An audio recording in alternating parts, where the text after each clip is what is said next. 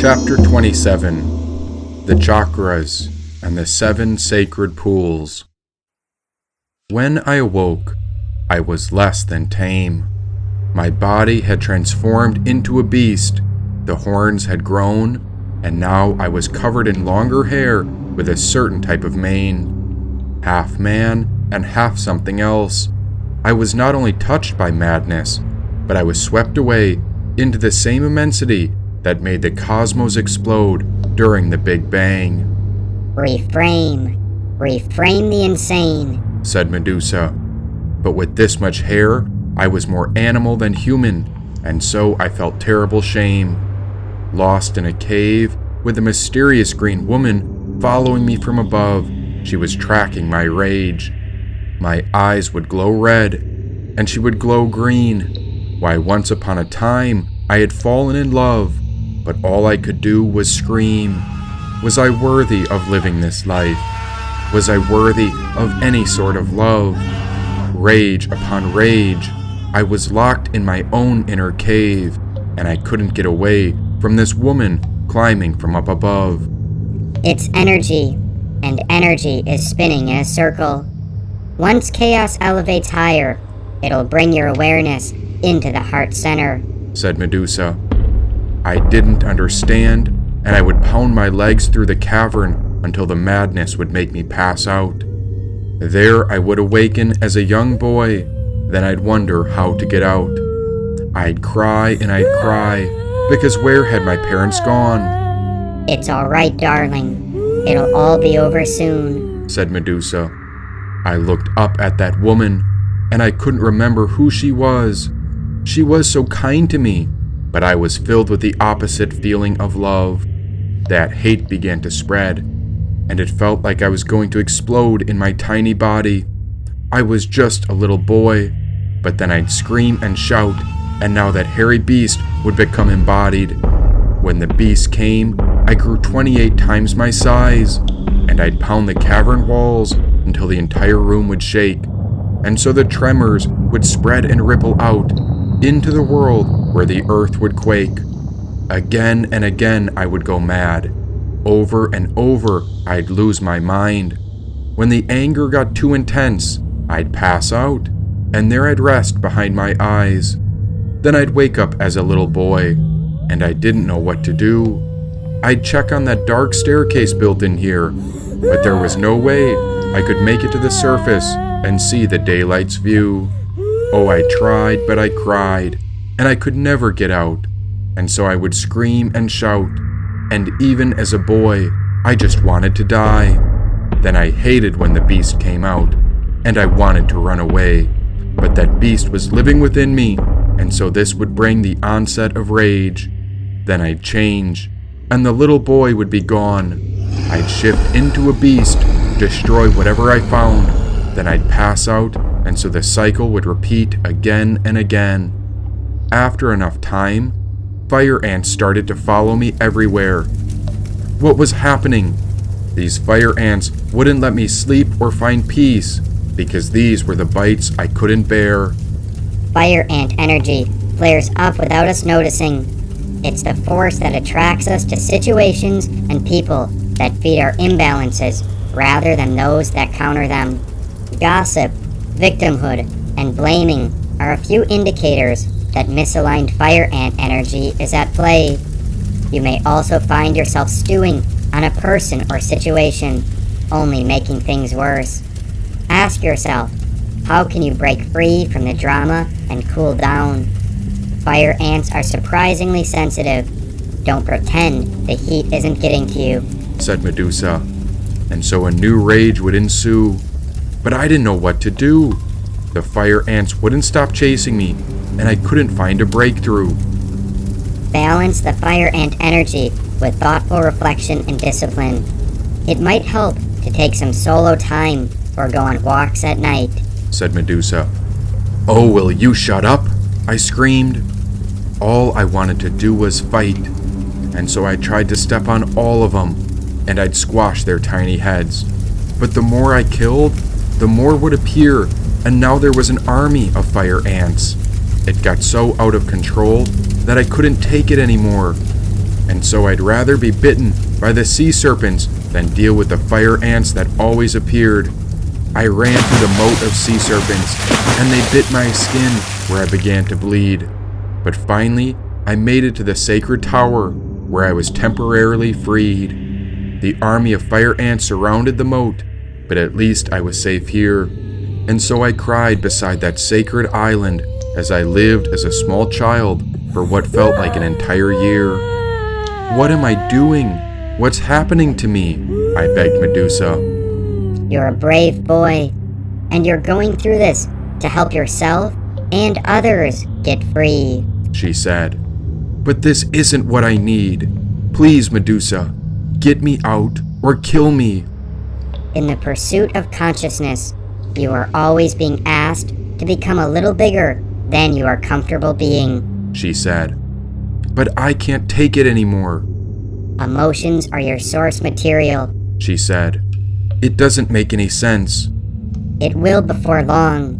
You've already gotten the fire ants under control. You're learning little by little. Don't give up, my precious soul, said Medusa. And so I would rest near the sacred tower, but day after day, I didn't know what to do. I couldn't even tell how long it had been, because in the cave, the sunrise never came through. I can't see anything down here. The dragon sees everything. Its essence has been with us since before our first breath, and will be there at our last. It watches us navigate the external world, as well as our inner world. When dragon energy is awakened, we are courageous, visionary, and can easily drop into witness consciousness. It is almost as if we are traveling with a great friend inside ourselves. When we look in the mirror, deep into our eyes, we may even glimpse the higher self behind the self, the one who is watching us. This is the power of the dragon, breathing transformative fire into every cell of our bodies. Witnessing this omnipotent energy, even for a brief moment, helps us surrender and let go. We let the dragon guide us. We hop on its back for a ride, and as we traverse even the most difficult terrain, the eyes of a good dragon can see beauty everywhere. It is said that if a yogi does not see beauty in the world, their Agni is dim. Agni is described as inner fire, or sacred intelligence. May even just the mention of that good dragon stir the embers of intelligence within, said Medusa. Well, that surprised me, and I'd never really thought about dragons before. Why, when I was a man, I thought dragons weren't real. But now as a child, this was a topic I was quite interested to explore. Yes, dragons. They are quite powerful and special. Sure, there were dragons that protected castles, and so I thought about dragons, and maybe I was one before this. So I pictured myself flying around a castle, protecting the queen, and then I focused all my imagination on the fire in its belly, where it materialized like a dream I could witness. Open your eyes, my child, said Medusa. There I saw a perfect flame burning in my hand. Oh wow, that wasn't part of the plan. As soon as I looked on in amazement, the fire disappeared. What the? How'd that fire appear? You're a seer, and by your focused intention and imagination, you can make anything appear. My dear, when your inner energy is focused, you touch the magical manifestation frontier, said Medusa. The magical manifestation frontier? Why, yes, there was magic right here. And oh dear, all those fire ants disappeared. And so I walked across the moat, and this time the sea serpents didn't bite. I even pet one on the head, and then I giggled when I looked in its eyes. Wow, maybe everything was all right. But then I missed my mom and dad, and so I started to cry. Oh my goodness, are they okay? I never got to say goodbye. Well, you've already created the fire by using your imagination, but would you like to try depth hypnosis? Asked Medusa. Sure, why not? Either way, I'm stuck and lost. So what's this depth hypnosis about? In depth hypnosis, we tend to find that what needs to change is something we have misunderstood or told ourselves consciously or unconsciously about a past event. Usually the event is harmful or traumatic in nature, though we may not have realized it at the time it occurred. When a misunderstanding of this kind happens, we begin to take actions that shape our lives in ways that are informed by the event. Often these patterns repeat unconsciously and have a negative impact on our lives. As we learn to recognize and manage our life energy, identifying repeating patterns and the trauma that informs them, we can begin to do the work of healing from the imbalances that have been caused. Depth hypnosis offers tools for uncovering the causes of our suffering and also provides a perspective for understanding trauma and mental health challenges in new and helpful ways, said Medusa. And so we went into depth hypnosis, and there for that time I felt ever free. Like a well of a sacred spring, my soul received the nourishment I needed. When I came back, I pictured my parents were right here. I closed my eyes and envisioned them sitting upon two old wicker chairs.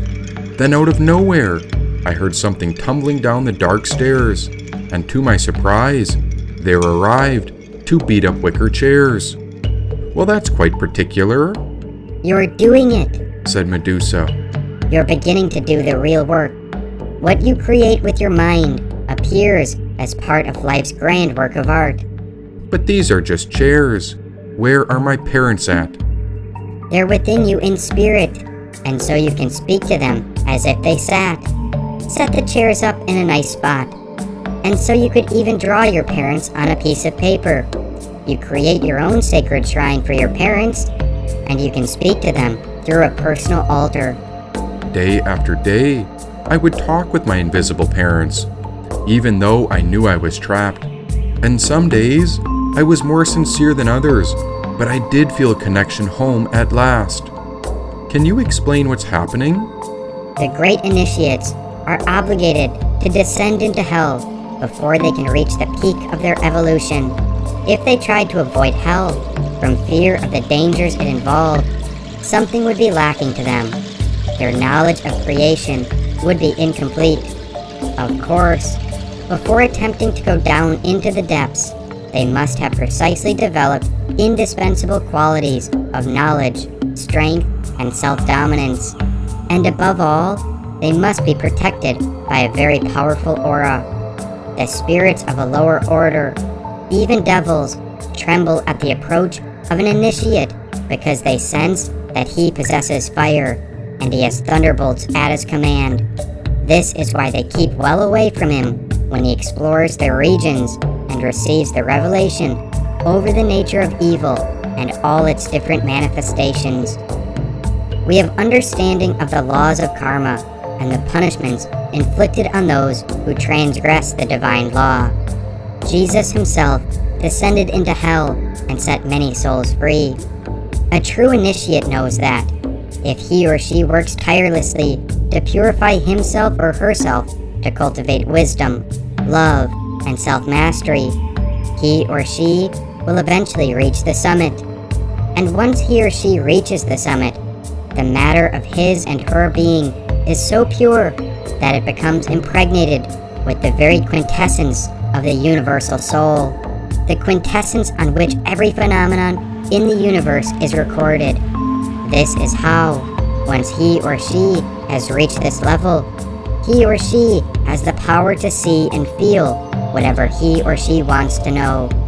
Thus, his and her work earns them not only great powers, but also clairvoyance. As a matter of fact, it is easy to see that clairvoyance of mediums is always more or less restricted to the astral plane. It does not have the power to penetrate the mysteries of the universe. If you ask a medium to rise to a very high level in order to answer questions of spiritual, cosmic order, more often than not, he and she will be incapable of doing so, said Medusa. But is the gift of clairvoyance incapable of raising human beings to a higher plane of interest, to become a true spiritualist? Not quite. and this is why they pay little attention to the highest planes of devotion. We can go through the regions of the astral world with our eyes closed, she said. How can you explain this better? In order to master your inner states, you must master the chakras. Can you tell me all that you know about the chakras? Said Medusa. What are the chakras? Oh, I see. I guess we'll start with the basics. Look at this moat. It comes from a sacred spring. And the way this water flows is the same way energy flows through your body. As you see, there are several pools where the water collects before moving on. These pools are called chakras, said Medusa. So chakras are pools of energy in our bodies. Yes, they are like wheels of energy. And if nothing else was around, this sacred stream would flow pure, clear, and endlessly without interruption. But since life can get messy, and things tend to fall in our way or block us, then what happens? Said Medusa. Then a sacred stream wouldn't flow so great. That's right. A running stream might get stuck, blocked, and become still. But if we open the paths between the pools, then the energy flows. There are 7 chakras that go up the body, and each pool of energy has a purpose, which can be blocked by a certain type of emotional muck. Now be warned, opening the chakras is an intense experience, and once you begin the experience, you cannot stop until all 7 chakras are open. Are you ready? Said Medusa. I'll do whatever it takes. First, we will open the Earth chakra, located at the root of the spine. It deals with survival and is blocked by fear. Now what are you most afraid of? Let your fears become clear, she said. And so I pictured the terrible beast who was at war with the fire ants. I felt the poisonous energy of fear building in my root, where an intense emotion began to become enhanced. I wanted to run and scream, but I stayed so still. That's it. See that your vision is not real. You are concerned with your survival, but you must surrender your fears. Let your fears flow down the creek, said Medusa. I took a breath out and let go. When I opened my eyes, the fear was gone as I released it and let it flow. What was left was a sacred spring that opened, and now the energy moved into the second pond. The root is now open. Time to move along, said Medusa. Next is the water chakra, or the sacred chakra, and this chakra deals with pleasure and is blocked by guilt. Now look at the guilt which burdens you. So, what do you blame yourself for? As I looked within, I blamed myself for all the world's problems. I blamed myself for not saying goodbye to those I loved, and it felt as if I abandoned them. I blamed myself for running away, and maybe I should have stayed home. I blamed myself that I wasn't good enough to be with the love of my life, and I blamed myself for all the times I felt afraid. Accept the reality that these things happen, but do not let them cloud or poison your reality. If you are to be a positive influence on the world, you need to forgive yourself. After all, forgiving means we are forgiving, she said. Can you explain forgiveness? Forgive others, not because they deserve forgiveness, but because you deserve peace. When we hold on to resentment and anger, it's like taking poison and expecting the other person to die. Forgiveness is a gift you give yourself, to be at peace, to be happy, and be able to sleep at night. Forgiveness is not just what we receive, it is also what we give to ourselves. And forgiveness does not change the past, but it does enlarge the future, she said. This one took a while, but after time, all I could do was cry. This was forgiveness, and it was pouring out from the inside. Tears are prayers too. They travel to God when you can't find the words, said Medusa. Third is the fire chakra, or the solar plexus, which is located in the stomach. Well, my fire chakra would like to eat something other than grapes and the devil's lettuce. Medusa giggled. Good one. Moving on. This chakra deals with willpower and is blocked by shame. What are you ashamed of? What are your biggest disappointments in yourself? And so I thought of my disappointments, and I wondered if I would ever find love again. What if I fail?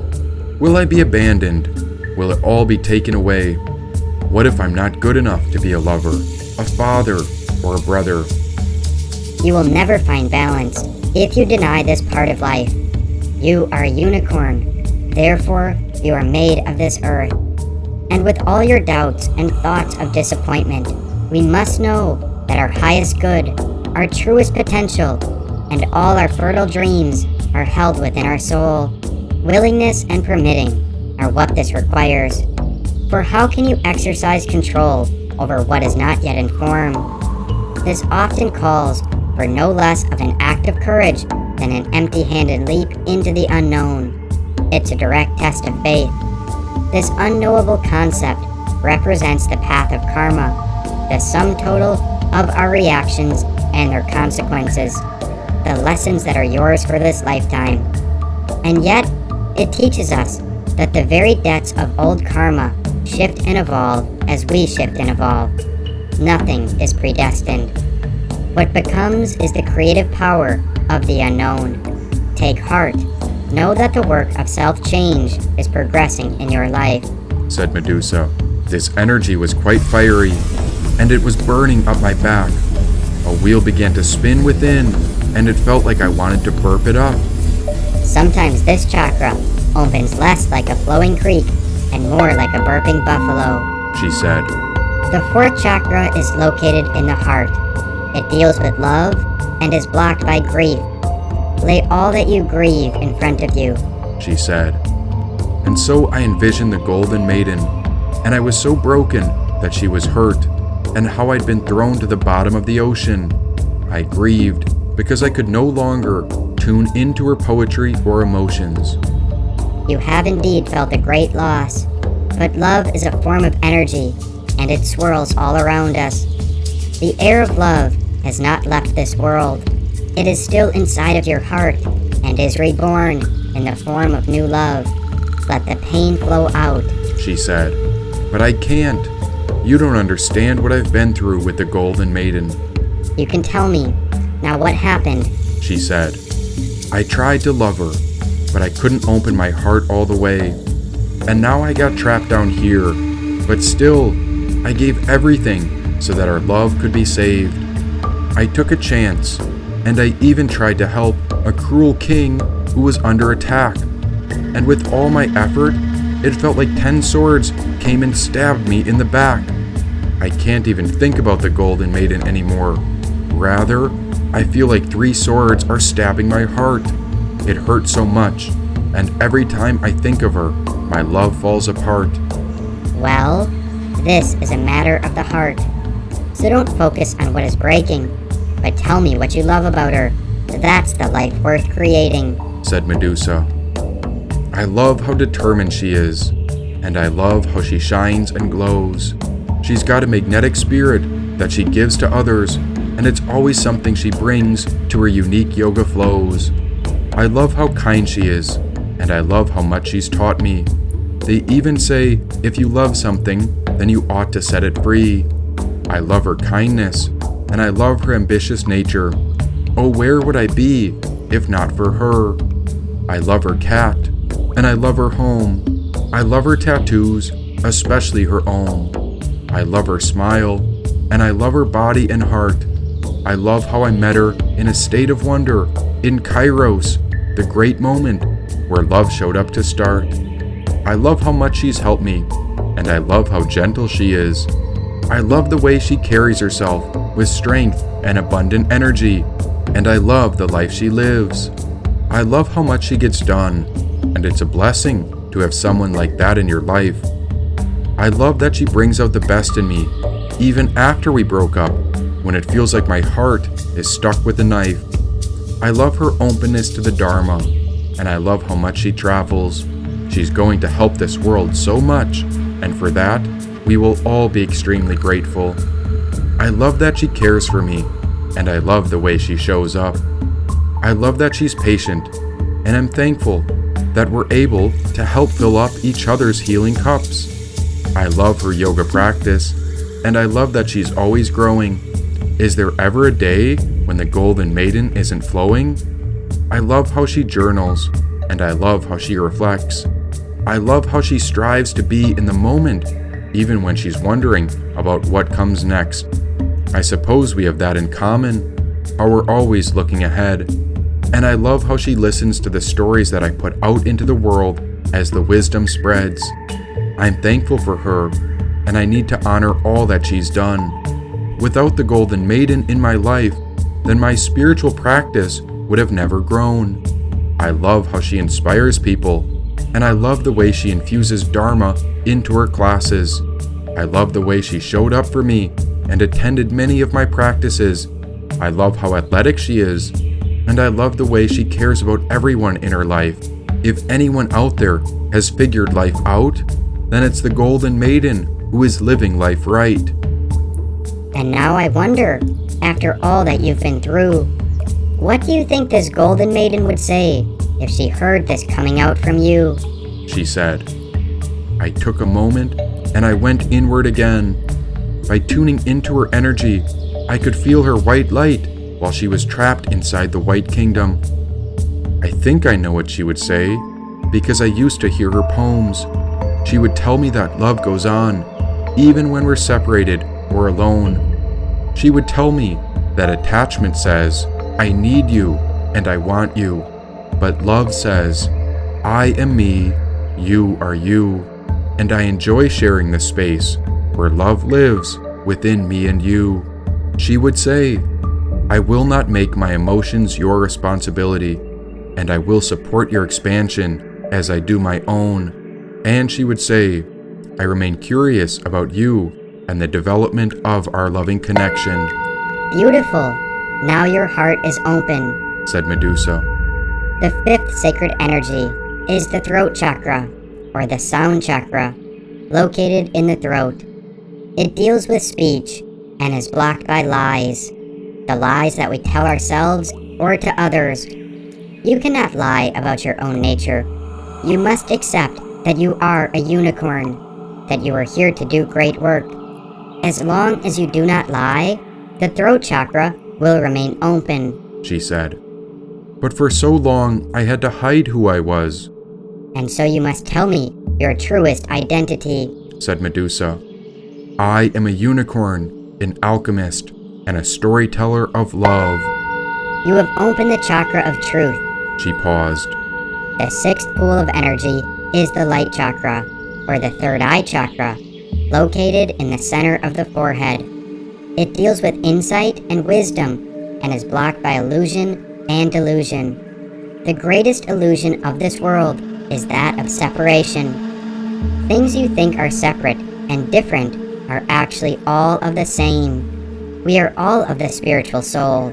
We are one people, but we live as if we're divided. Even the separation of the element is an illusion. It's all one. All parts of the whole are all parts of the soul. Even lead is part of gold. Even the diamond is within the coal, said Medusa. Yes, that's it. And so we've come to the seventh chakra. Once you open this chakra, you will be able to go in and out of the unicorn state at will. So this is the last chakra? And once you're in this state, you'll have complete control and awareness of all your actions. The thought chakra is located at the crown of the head, and it deals with pure cosmic energy and is blocked by earthly attachment. Meditate on what attaches you to this world. Now let all of those attachments go. Let them flow down the river, said Medusa. But why would I let go of my parents, my family, my friends, or the Golden Maiden? I love them all. Learn to let them go, or you cannot let the pure cosmic energy flow, said Medusa. Why would I choose pure cosmic energy over love for them? How could it be a bad thing that I feel attached to love for the Golden Maiden. 3 chakras ago, I explained my love for her, and it was a good thing. You must learn to let go and to master the unicorn state, and so you must open all the chakras. Think of your attachments and let them flow.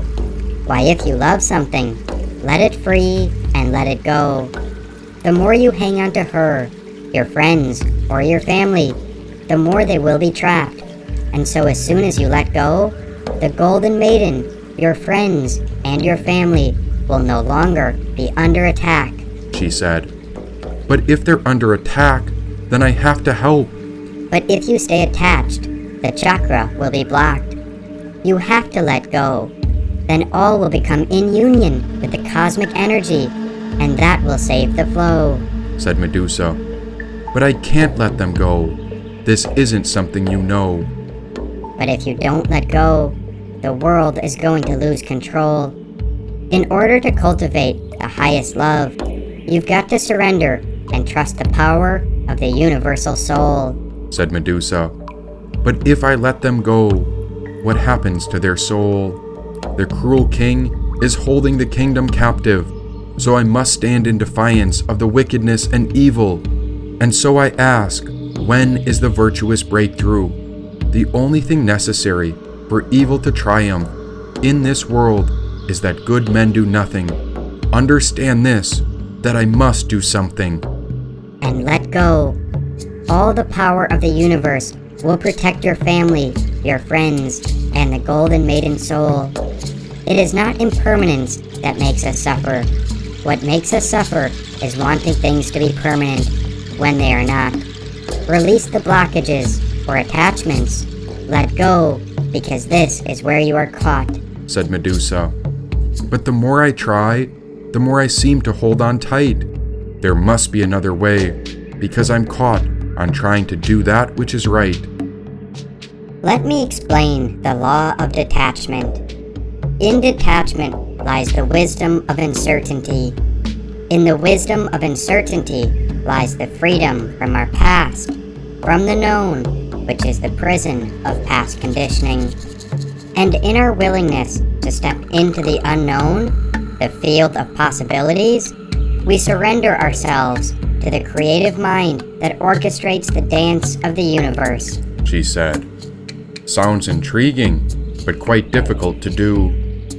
It's quite simple, like 2 golden birds perched upon a tree, who are intimate friends. That's the ego and the higher self, who dwell in the same body. The ego eats the sweet and sour fruits of the tree of life, while the higher self looks on in detachment. Think of the ego as always experiencing the good and the bad, the ups and downs, the hot and the cold, while it's the higher self which isn't attached to any of it. It just is. The law of detachment says that in order to acquire anything in the physical universe, you have to relinquish your attachment to it. That doesn't mean you give up the intention to create your desire. You don't give up the intention, and you don't give up the desire. You give up your attachment to the result. This is a very powerful thing to do. The moment you relinquish your attachment to the result, combining one pointed intention with detachment at the same time, you will have that which you desire. Anything you want can be acquired through detachment, because detachment is based on the unquestioning belief in the power of your true self. Attachment, on the other hand, is based on fear and insecurity. The need for security is based on not knowing your true self. The source of wealth, of abundance, or of anything in the physical world is the true self. It is the consciousness that knows how to fulfill every need. Everything else is a symbol. Cars, houses, money, clothes, airplanes. These symbols are transitory. They come and go. Chasing symbols is like settling for a map instead of the territory. This creates anxiety. It ends up making you feel hollow and empty inside because you exchange your true self for symbols of the self. Attachment comes from poverty consciousness. because attachment is always to symbols. Detachment is synonymous with wealth consciousness, because with detachment, there is freedom to create. Only from detached involvement can one have joy and laughter. Then the symbols of wealth are created spontaneously and effortlessly. Without detachment, we are prisoners of helplessness, hopelessness, mundane needs, trivial concerns, quiet desperation, and seriousness. These are the distinctive features of everyday, mediocre existence and poverty consciousness.